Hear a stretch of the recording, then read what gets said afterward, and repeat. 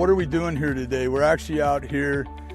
We found a family in need. Today we're cutting out the entire drain system that we can get to above the slab. We're going to put in a whole new drain system for them because they were actually bucketing the water out of the bathtub so they could use it. Nobody could ever get the drain open. We're going to solve that today by putting them in a new drain system under their house. Tony Patino with Abacus, and just wanted to thank our team for being out here.